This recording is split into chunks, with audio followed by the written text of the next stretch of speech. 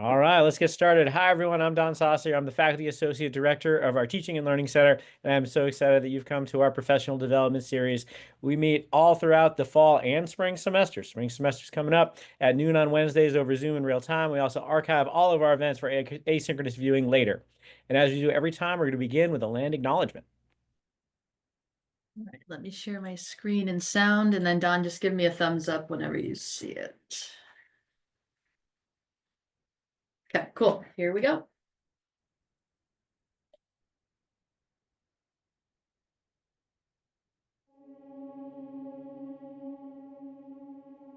As the first land-grant institution established under the 1862 Morrill Act, we acknowledge that the state of Kansas is, historically, home to many native nations, including the Kaw, Osage, and Pawnee, among others.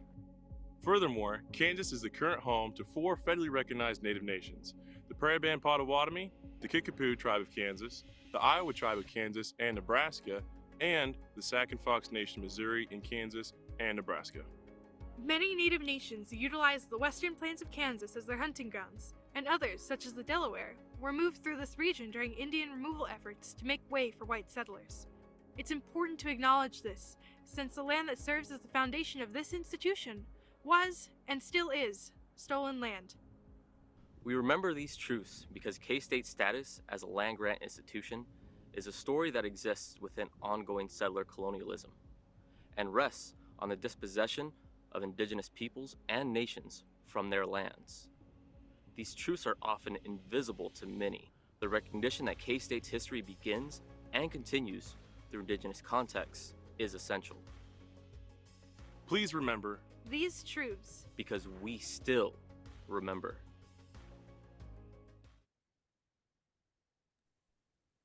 Thank you. As I've mentioned, we have a professional development series that runs throughout the entire fall and spring semester. And if you attend enough events, do some post-reaction surveys, things like that, you can get a professional development certificate. We have these available for GTAs as well as for faculty and staff members.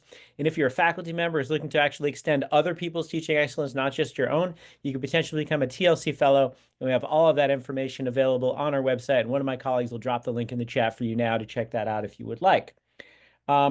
I always announce what's going on next week, but next week is finals week, and this is our last event of the fall semester. So we will not have a next week in our professional development series, and we will be posting up our spring schedule probably in early January. Right now, we're in the process of kind of ironing that out. We've actually made a lot of progress in ironing that out. I'm very excited about the cool lineup that we have for y'all. But I'll kind of keep you in anticipation for when we put that out in January. So watch out for that, and it's going to be fun.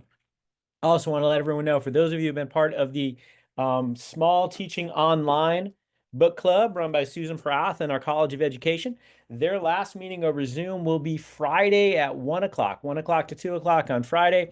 I've attended a few of those meetings. They've been really kind of fun.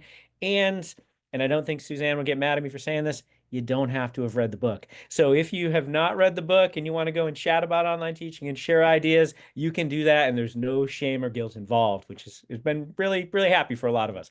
So definitely check that out. Really cool to get some of those ideas. That will be this Friday from 1 to 2. And I think those are my announcements. Am I missing any other announcements? I'm looking out at Andy, looking out at Ashley. All right. Well, they haven't said anything, so I'm gonna assume that we are good on announcements. And if we have anything further, people can follow that up. Oh, and Andy says you can listen to the book on 2x speed too. So if you have access to the audiobook, you could do that as well. And the book is really cool. The It's just that audiobook is also sometimes- on Hoopla through the Manhattan Public Library. So if you Oh. have a Manhattan Public Library account and you have the Hoopla app, which is free, you can download or borrow the audiobook and listen to it on 1x speed or 1.5 or 2x speed. I like to listen to it on 2x speed while I work out. So get my stuff done. You know, over COVID, my students would tell me I really liked, watching your lectures because I could watch them on 2x speed. And it's like, I already talk at 2x speed. I don't know how that's going to work. But yeah, you I can do that listen if to you want. things really fast. If I have the option to put it on like 3x speed, I will. Excellent. So this is a teaching chat. I'm very excited we get to end the semester with one of these to kind of check in on what everyone's doing. I kind of think of this as TLC, student hours or office hours, where people can kind of bring stuff. And if no one has questions, I have a bunch. So it's one of those things where I always kind of come preloaded with things that I want to tap into, the wonderful resources all of you are. But before we get there, I do want to kind of give the opportunity for people to raise any issues or concerns they're having. It's end of the semester. You might have some. So if anyone has anything they want to kind of process, think out loud, share, that would be awesome. Question, but it may be a longer discussion than what you wanted for today. You know, my questions are optional, right? Those are kind of focused on me. If we want to do something focused on the audience members, that is awesome. So Kathleen, please share. So next academic year, not this academic year, or not this calendar year, but next academic year, I'll be transitioning from large enrollment introductory courses, undergrad, to small enrollment graduate courses. And I was wondering what I could do differently, since that's a very big shift. All right. So how many people out here teach graduate level courses? All right. So I'm seeing a few hands go up. So for my colleagues who have raised their hands, and I love the two colleagues who raised their hands. This is fantastic. What do you see as the biggest difference from those lower level kind of large introductory courses and those upper level graduate courses? And Natalie or Andy, either one of you can talk. I can start. There's a lot of things, obviously, but just to kick us off, one of the big things is that graduate level classes, students are a lot more motivated. You don't have the same kind of you don't have to work on the buy-in in the same way as you do with undergraduate courses, because while undergraduate students are also here by choice and don't have to be here, a lot of them don't realize that. Whereas graduate students are very much aware that like they have made the choice to be here, that it is optional, and that they're choosing to be here and participate. And so that has a pretty big impact on the course and how it runs, in a positive way generally. The other side of that, I guess the challenge that brings is that then they have higher expectations of you as the professor. They want to make sure that they're being challenged, that they're getting skills that they're going to need, that they need to be successful in their postgraduate life. And so in my graduate courses, I make sure that I'm incorporating elements of kind of like real world things. So for example, this term I'm teaching, every fall I teach our second language pedagogy course.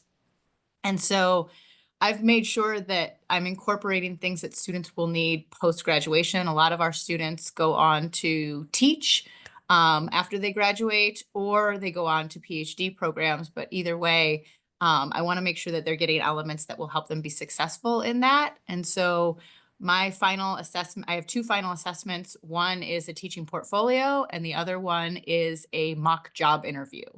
And so both of those things, I'm like, I want to see what we have learned in this class in a way that you're communicating your teaching to a wider audience. So with a job interview, I'm like, I don't want to hear you say a lot of jargon, because that can alienate your interviewers if they're not familiar with that terminology, or if they disagree with it. So, I'm like, if you say like, oh, I use a task-based approach, suddenly that invites like insecurity if they don't know what that is. It invites them to challenge that. But if you say, I create activities for my students to do where there's a major purpose or a project or something that they're doing, and I create steps along the way to help them accomplish that task, then people who are in the know are going to go, oh, they're describing task-based.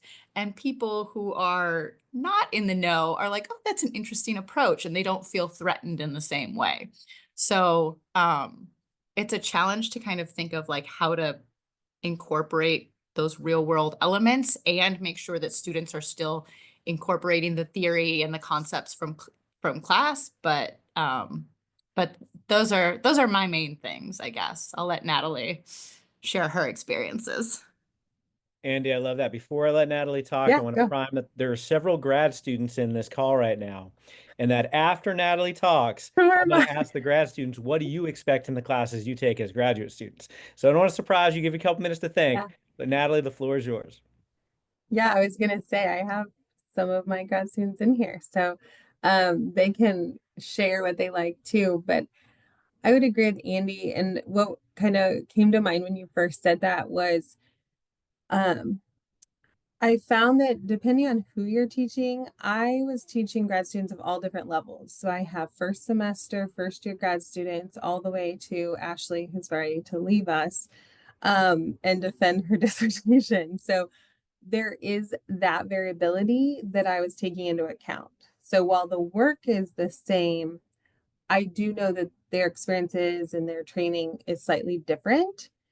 And so you have to accommodate for that when you're thinking about what you're going to have them do and also how you're going to grade that work.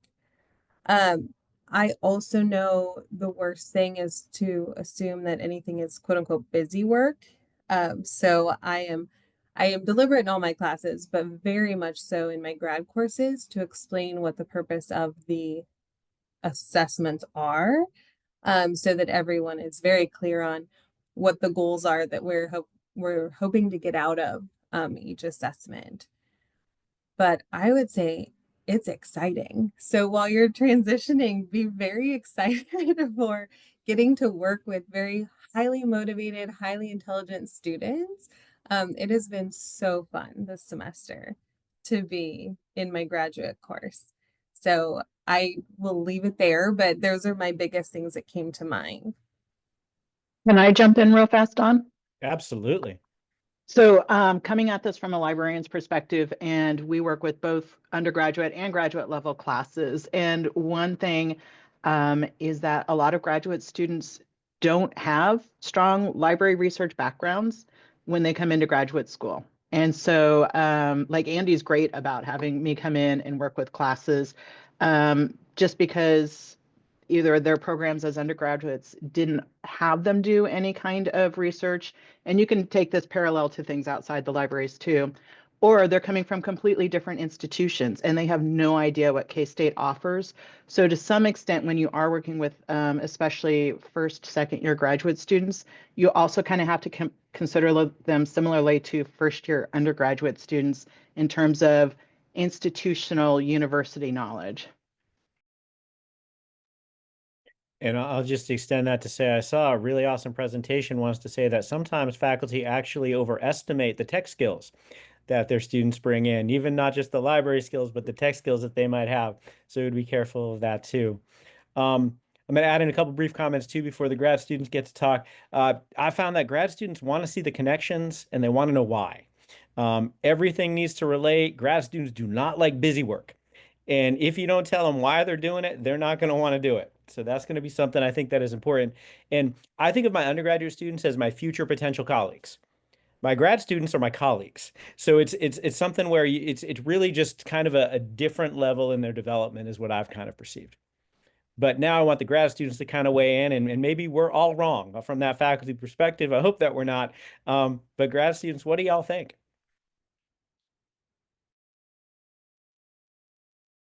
All right, I'll go ahead and start off.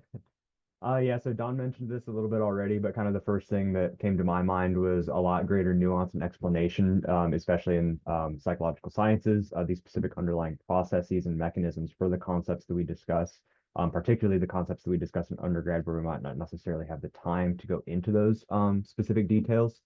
Yeah, so again, as Don mentioned, the why and the how. Also greater opportunities for critical thinking and applying the material versus just identifying the correct answer in a multiple choice format kind of thing. So actually, I personally enjoyed like writing papers and research proposals versus just kind of like the end of each unit test kind of thing, which obviously you can have that in undergrad too. But I've, from my own personal experience, noticed that a lot more in grad school, which I've appreciated. As well as a greater expectation to ask questions for the course and have a more reciprocal learning environment, such that the instructors are possibly learning from the students as well, and they're engaging in a reciprocal discussion in classes as a whole, especially if those are 3-hour long classes, which luckily haven't had to deal with too much here. But in my master's, sometimes those 3-hour classes could drag on if it was kind of just a full lecture the entire time.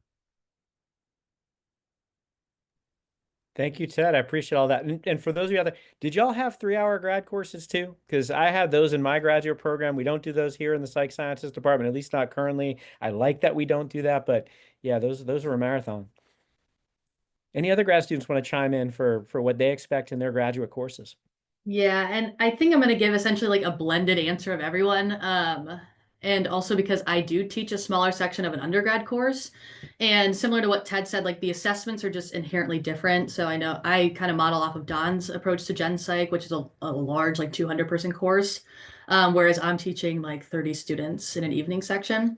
I'm using a lot of online quizzes, open note, things like that. Whereas with grad students, you need the written and oral communication skills to really be developed. So I think how, at least in my experience, the assessments are fewer, but they're larger, I guess. And they're focusing on building those skills a little bit more or reinforcing those. And one thing I really appreciate, especially about like special topics in graduate seminars, is the flexibility of typically like your final assessment. So oftentimes we do some sort of like research proposal or an applied project, but you get to customize it in a way that works for you. And I really like when instructors encourage you to actually do it. And so it's not just something that you do for the sake of doing it, that you can tie it into your expertise while still meeting kind of the criteria for that assessment in that class. Any other grad students like to chime in? John V. I want to add something about the 3-hour classes because I've been taking it for like 3 years, 2 years in my master's, and now again in the starting of this PhD. They have been good because of the great professors and how they have designed it. But sometimes, like during these final weeks, those classes get so tightened up with that 3 hours of just discussion and not even discussion. Some students just try to like stretch it to just make it something on their own, and then professors can't do anything. And like, I mean, that 3 hours gets a little long. Otherwise, when initially the classes starts in the initial semester, it is fine. But by the time it comes to an end, it feels like, please get over, please. It is not coming out to be very much potential. But yeah. Excellent. Thank you, John. I'm listening, I'm thinking back to my own graduate school experiences, and in a couple of decades, that has not changed. So any other grad students want to weigh in on this? I want to share as a former grad student and not as someone who teaches grad, but even though it was 16 years ago, gosh, I remember grad school really, really well. So I wanted to mention a couple things that I think, and please disagree if with your experience, if it's otherwise, but that are the same. I think that graduate students also need community building and relationships. It's really, really important. Maybe not for every single one of them, depending on what else they have going on in their life.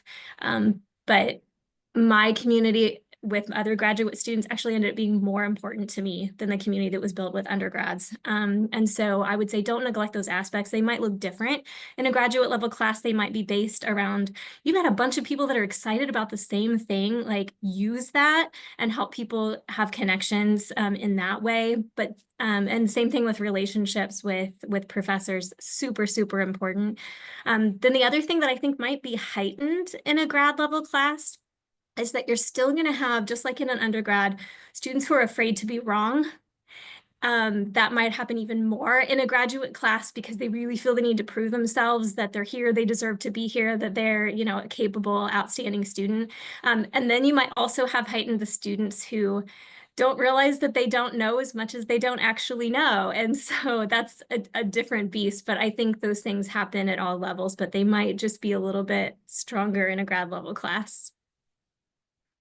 Yeah, I think all of what you said, Melissa, would be consistent with my experience. And I do want to kind of take to one practical recommendation to extend Melissa's point. A lot of graduate seminars put the students in competition against each other. So I know that some of the ones that would like extra credit for the top presenter, or, debates where they would actually vote on winners and losers. I myself, and I realize lots of people have different opinions on this, I myself would not prefer to do that in graduate courses, to put students in competition against each other. They're already very high achieving. They're already stressed out about the experience. I think developing that community, that collaboration rapport is much more important than having them compete. In a graduate course that runs well, all your students are going to do well. Right. So it's not something where this student got 100 and this student got a 97. that differential, I think, sometimes gets exaggerated. One other kind of practical difference in teaching undergrad versus graduate, when I teach general psychology in a lot of lower level classes, there's a textbook. My graduate courses, there's generally not a textbook. It's generally primary source stuff. So being up on that literature, picking the right literature, updating that literature, the level of preparation to go into a conversation where they're looking at you to be able to answer the nuanced questions about the article they didn't understand. Those are some things that I maybe wasn't as prepared for the first time I taught a graduate course at that level, because the student perception sometimes, because a grad seminar is basically a flipped classroom, right? They go do their reading and then they come in and they talk about it. If that discussion goes well and you facilitate it well, it looks like you didn't do anything. So sometimes they don't understand why you're there, and they're like, that person didn't teach this semester. Well, if you thought that, they actually did a wonderful job, kind of thing. So just thinking ahead about how you're going to make this transition and how are you going to deal with this complexity.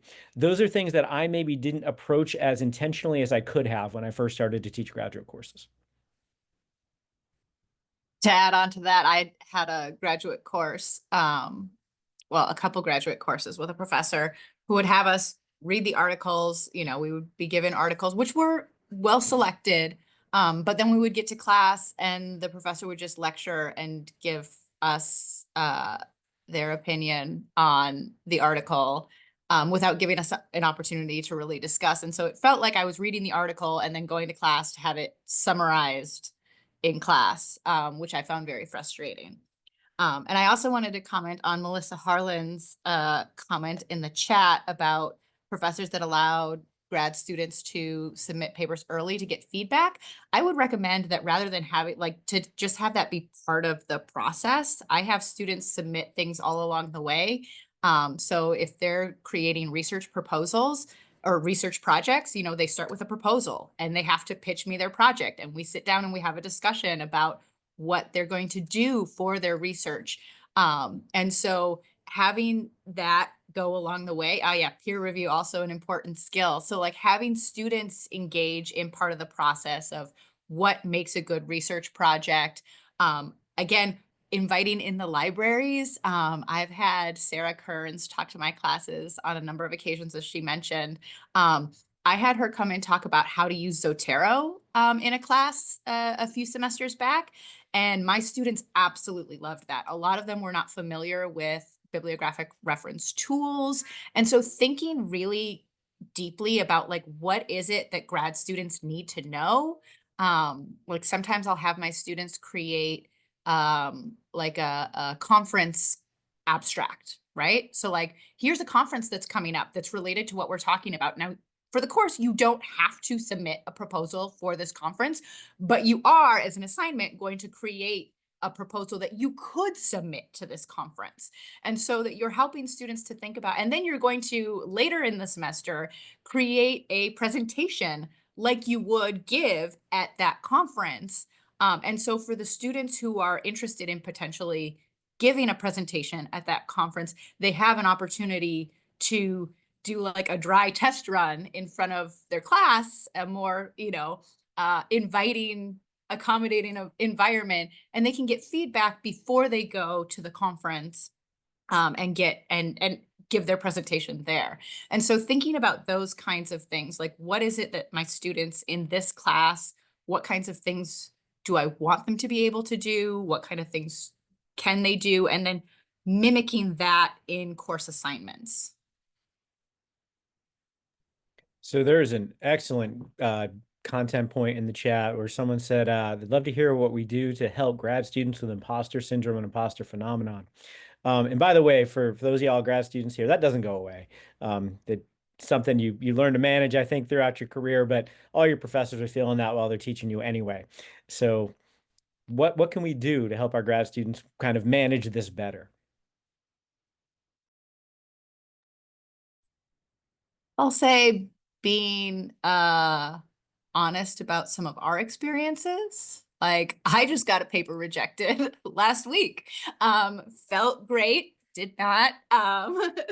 After multiple rounds of revisions, the paper was rejected, which was a first for me to get multiple rounds of revisions and then have them say no. But Being open about what the things are that you've struggled with, how you've learned from those things. I like giving my students an opportunity to learn from my mistakes, that they'll have plenty of their own mistakes that they'll learn from, but if they can learn some of their lessons from other people's mistakes, that is beneficial. But kind of leading by example and being open and honest about the way that academia works and doesn't work, can at least make people feel less alone. Again, like Dawn said, it never goes away, the imposter syndrome, but at least recognizing that you're not the only one can be helpful.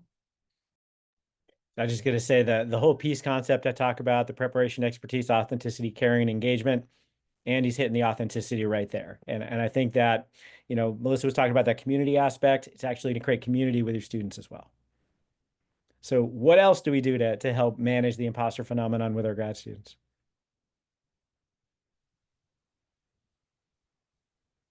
For me as a graduate student, what I do a to-do list each and every day, like the night before, and then on the day I'm supposed to carry out those activities on the to-do list, I ensure I do like most of it, and then I check each and every one of them, and that gives me some sort of fulfillment and takes away that imposter syndrome.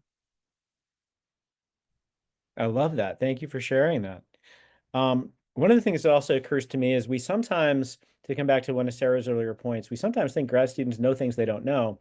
I'm not a fan of of testing my students on things I haven't taught them, right? So sometimes what we'll do in grad seminars will be like, here's 4 months where we're going to talk about stuff, and at the end, write a research proposal.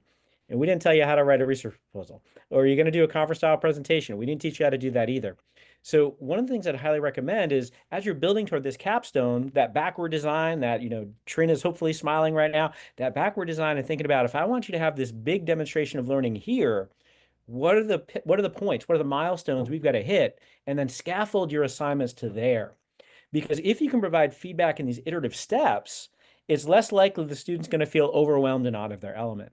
But I think a lot of what I experienced as a grad student, the imposter phenomenon, is they're expecting me to do things I didn't know how to do.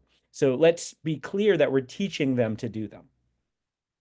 I love that you brought that up, because that really pertained to me a lot as a grad student. So my first degree was in elementary ed. I took a couple years off and then came back to grad school, but I came back in English, and I had taken maybe 3 English courses as an undergrad and loved them and did well, but I did not have a background in English. So I was feeling it so much. I actually came back and got a second bachelor's in English before I went on to get my MA, because I felt like I would not be prepared. And I certainly got content that I wouldn't have had otherwise. But I think for grad students, knowing what is your undergrad degree in and talking about that as a class, to know what do you bring to this program, because it may or may not directly align with what their grad program is. And then that gives you a chance to reassure students directly of what Dawn is talking about, that I will teach you what you need to know. I expect you to know this and not this. And then for students to know, for their colleagues, oh, okay, this other person comes with a different background too. I do not have to have, 4 years of study in this area to do well at this point in the program. If they were accepted, you've assumed that they're ready and they'll do well. I was just going to say, I think we're so often so focused on correcting and telling them how to improve that it's super important to tell them how well they're doing.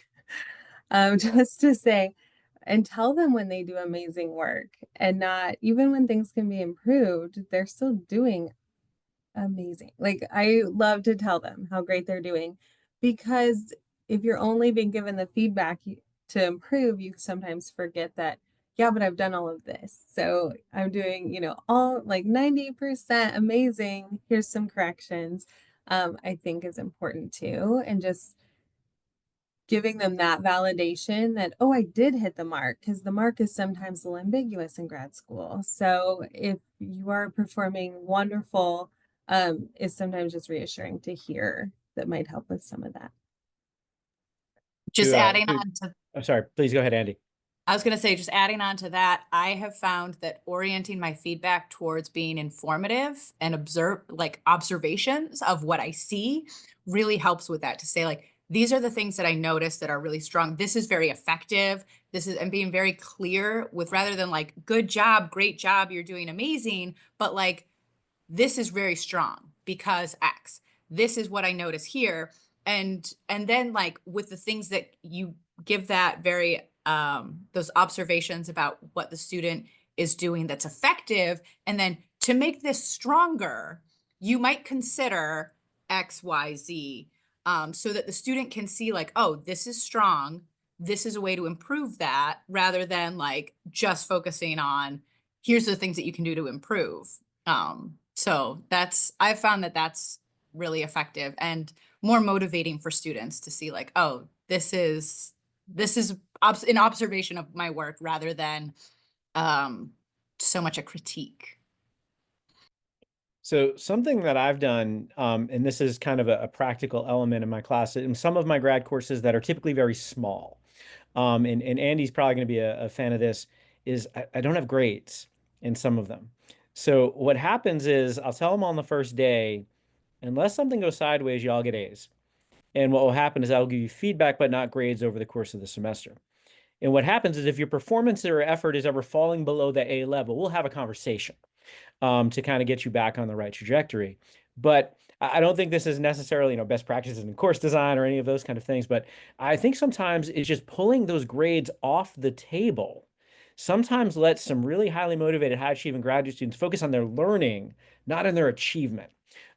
So I don't know that it applies to every class that I teach, but sometimes it's like, hey, we're not having grades this semester. Like for those of you in teaching apprenticeship next semester, we don't have grades in that. What'll happen is you come in, I expect you're all going to get A's, and I'll be very clear about my expectations, and you'll do the work as every other student has done in that course over the years. But sometimes just taking grades off the table is a good way to help them focus on their learning. Yes, and it is called Ungrading. And Andy, I think, did an event on that in last year's series. I did, yes. I have adopted ungrading in my classes in a variety of different forms, and I strongly recommend ungrading. Just to be clear, it does not mean not evaluating. It doesn't mean that at the end of the term we don't give grades, because we still have to give grades to students. But it's more about being transparent in the evaluation process and focusing on the learning and meeting, for me, it's meeting standards and objectives that we lay out collectively as a class, rather than a specific like, oh, this is an 89 and this is an 83, which grades tend to pit students against each other. Back to that comment about grad students often being pitted against each other and compared. It focuses just on like, did you hit the benchmarks? And also helps to curb some of that perfectionism, which in grad school is a particularly big problem. There's this focus on like doing everything perfectly, which perfection is a myth. That's not something that is attainable, and just leads to disappointment. So focusing on growth and hitting benchmarks rather than like grades. So if anyone wants to talk about ungrading, I'm always down for it. And Melissa does know it doesn't necessarily work in all classes, right? There are some pros and cons that kind of go along with it. As Melissa notes in the comments, the motivated students, they're going to get to focus on the learning and takes the pressure off. Some other students might actually need the pressure of that grade to motivate them to actually do some work. So you'll kind of want to think about how to apply this. Ted asked about on paper, your classes pass fail then. My classes are not. So the classes that I've applied this in my classes, they're graded. Typically in grad school, it's ABC. I don't know that we go to the DF regions all too much, but my classes are still based on the A, and the assumption is you're going to get an A. I don't know about Andy, are your classes pass fail? No, I use grades in my classes, but it's more focused on assignments are either meet standards, approaching standards, or not meeting standards. And then there's a not submitted. So there's 4 tiers. If it's like, these are the objectives of this assignment, and I look at the assignment and it's like, yep, the students are on track and doing the things that I want them to do, they get a check. If it's like, most of the elements are there, but there's like one crucial piece missing that I want to make sure that the student focuses on, that it's approaching standards, below standards, is like, this is not what I would expect for this assignment. It's missing a lot of elements. And so in the end, students still get a grade that's calculated because each of those tiers it corresponds to 100%, 75%, 50%, and 0 if they don't submit it. And so it still calculates a grade in Canvas. They still get a grade at the end of the semester, but it's much more focused on like, did you hit the standards? Are you on track with your learning? So Melissa has a follow-up question, says, curious why you don't have an exceeding standards. I do in the rubric, but not in the way that they're evaluated. So meeting standards is meeting standards. If I say like, this is what the expectation in this class is, and the students are hitting that, then I don't want to provide, or I don't want to make it that like, oh, you can't get 100% unless you're exceeding expectations. So it has to do for me with equity, that if this is the baseline, and particularly with language classes, students come in with different levels of proficiency to begin with and different aptitudes towards language.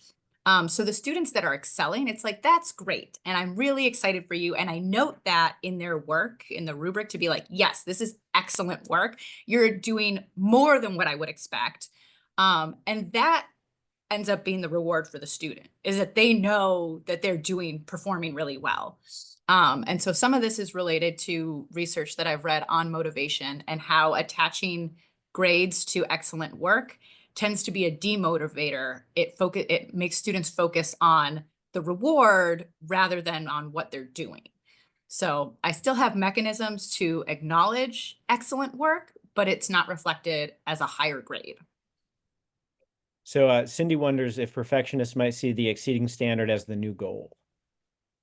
I mean, that's what it ends up being, is that I think that many of us can relate to this. I know that when I get meets expectations and not exceeds, I'm like, oh. And I like, that's not necessarily healthy. I think that like getting the job, and particularly because people talk about the real world. Well, in the real world, I'm like, well, in the real world, like your task is done. Like for most jobs, it's like, you need to accomplish this task. The task is done. You did your job. Like how great you did. Like if you did an excellent job, that might lead to additional benefits. Like someone might consider you for a promotion or something like that. But it doesn't change typically like your paycheck or, like it makes you feel good if you do a good job. But I think that having that as like, oh, exceeds standards is what gets you an A. At least that may have been, the way that grades were initially conceived, but I just don't think that functions well in our current society. So Melissa wonders about the extensions of just the faculty and staff evaluation, which I think is an amazing point, but probably exceeds where we can go in this conversation today. One of the other things at a practical standpoint, again, as I'm thinking about the difference between a grad and undergrad class, and actually this isn't a difference, but I think sometimes people think of it as a difference. The graduate seminars that I took as a graduate student, they would give us 15 articles to read for a 3-hour period, and then we'd talk about like 3 of them.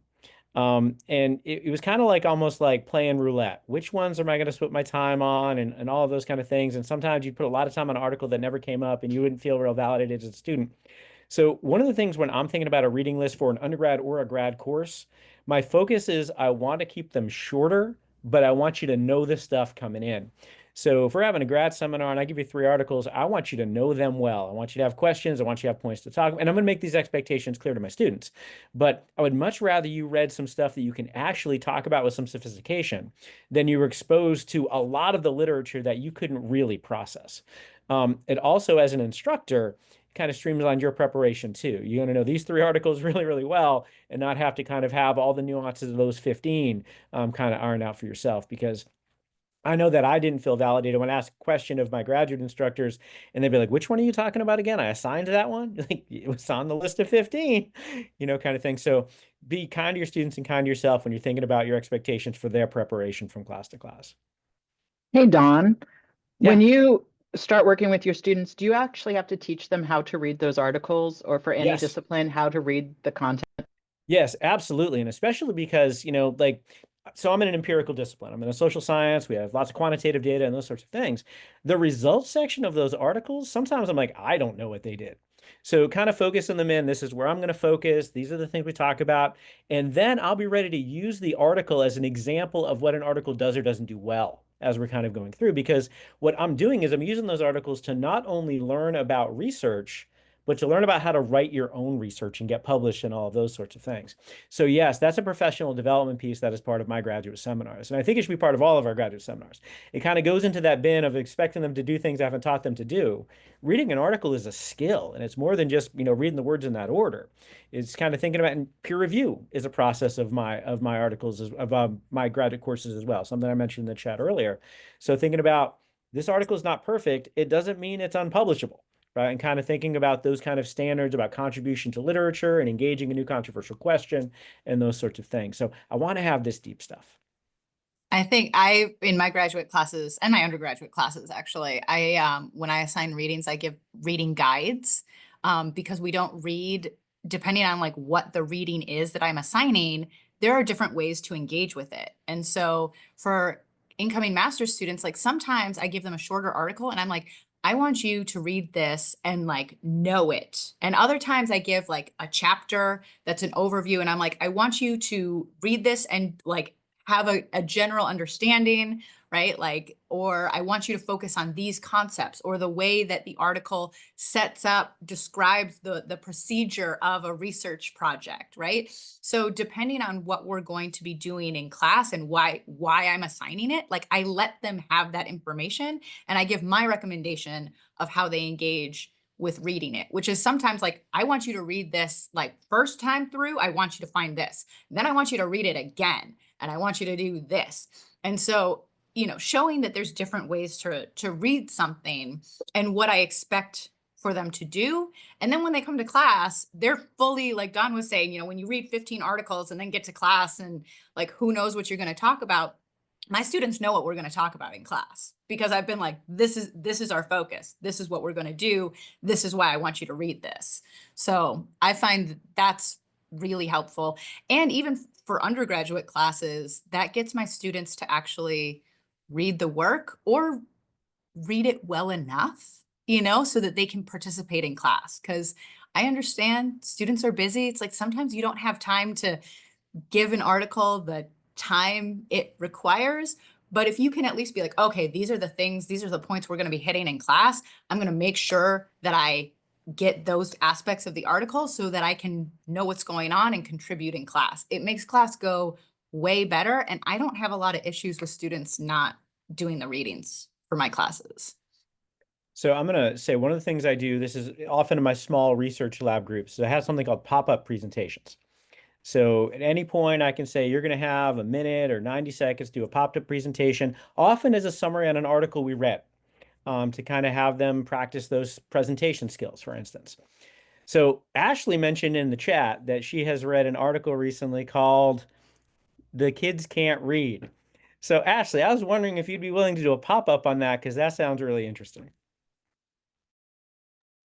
Yes, and it was a podcast. So the Today Explained it's kind of similar to The Daily. I don't know if you listen to either of those, but it was actually recommended by one of my friends who's not in academia. And essentially the podcaster was interviewing someone high up at the Chronicle of Higher Education about this idea that college students cannot read, that they cannot finish a book. And I realize I'm speaking in absolute terms, but really that just we're seeing this pattern over time where they're asking to read less and instructors are assigning fewer readings to students, and still comprehension is really low. And they kind of point to like the rise of technology, particularly like things like TikTok, where you can get a lot of information. Now it might be at a superficial level, but you can get a lot of information rather quickly in a matter of minutes. And it's kind of hard to compete when you're putting that against a book, for instance. But yeah, they were pretty much just comparing like the number of readings assigned over time and how students are kind of keep pushing for even less. And it was just a really fascinating podcast. It's about 20 minutes. So I might see if I can find the link if anyone's interested in listening themselves. So one of the things that I'm thinking of is Ashley said, this article says that the students can't read. Do they have to? One of the demonstrations we saw earlier in one of our AI events was about this thing called Notebook LM. If any of you saw that, it blew my mind as a demo. And what the people did in the demo is they uploaded some source material, and it was like a PDF of presentation they'd given. And what happened is it created a podcast of that. I've since had one of my former students, Connor O'Day. He's like, dude, you got to learn about this thing. And I was like, is it Notebook LM? I was like, yeah. He apparently uploads 3 articles into this thing. It creates 9-minute podcasts on each, and he listens to them on his drive home from work. So what happens is he's actually hearing about these articles, and I'm teaching an undergraduate course next semester where I'm gonna have some primary source stuff. I'm playing with the idea of telling my students to do that. I'm playing with the idea of actually teaching my students how to use this tool and how to have them actually listen to podcasts that are created AI, right, of these articles. So they come in knowing this stuff maybe a little bit better than they would if they either didn't read or were reading articles that are probably a little bit too sophisticated for them to truly understand. So maybe they can't read, but maybe there are things that they don't have to read. Now, this would be the undergrad situation, maybe not the grad situation. But that just occurred to me, and I have poor impulse control, so I felt the need to say it. Well, Don, to jump on that, more of the databases that we have, whether we set them to or not, are offering synopses of the research articles. And so I'm really curious to know from people assigning these articles whether the students are reading the content or reading the synopses and how that's affecting their comprehension of the content. Yeah, I'm curious about this too. I'm going to be collecting data if I do this next semester to kind of see how this goes. I'm sorry, someone started to say something, I cut them off. I was just gonna say, I think that a lot of this depends, I always go back to like, what is the objective? What is the purpose here? And so when the objective is like, I want you to know this information, like if the synopsis gets the information to you in a way that works, then great. A lot of times when I have choice or options, I like to, there's a YouTube channel that has a lot of breakdown on like second language acquisition concepts and approaches and practices, that describes everything very clearly. And a lot of times I'll be like, okay, your textbook or the book the article that we're looking at is going to explain this. But you can also find this same information. It's not exactly the same, but it's the same concepts, and it will explain it in the same way, but in a YouTube video. So if YouTube videos work better for you where you're at, then watch the YouTube video. If you prefer to read, then read. If you would like to do both and see if compare or, see if one works better for your understanding, there's both. But giving options where you can give options and thinking about what is the true purpose of why I'm assigning something is really useful. And that goes back to, if I want students to be focused on the methodology and the way a research paper is written, then a synopsis doesn't cut it. But, if I'm just looking to I want you to have this information, then sure, why not? And Melissa does note in the chat that our students needing to improve their reading skills is important, and there might be reasons that we would not support using AI in our classes as a result. And yeah, so one of the things I'd mentioned in my comments is I wouldn't recommend this in a graduate course, because those are the kind of places where I want them to develop those specific skills. But I tell my students, my principals of college teaching class all the time this, and you don't need my permission, you don't hear me say it, but I'll say it anyway. If any recommendation I or someone else says doesn't work for your class, then don't do it. What we're trying to do is trying to give you different perspectives. Sometimes we're in opposition to each other. That's completely, totally fine. You got to pick what works for you. And sometimes you're adapting it. So it looks like nothing any of us said literally. But I love the opportunity for us to have this space to share these ideas. And we are about out of time. So as Kathleen had kind of anticipated, this is a big question when you had initially asked it. And I love that you asked it. Really what we did is we basically had a panel about graduate education.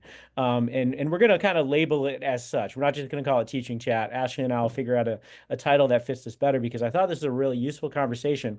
And it also occurs to me, I was taking some notes in here, we haven't focused a lot on the differences between undergraduate and graduate education, or even the difference between lower level and upper level in many of our events.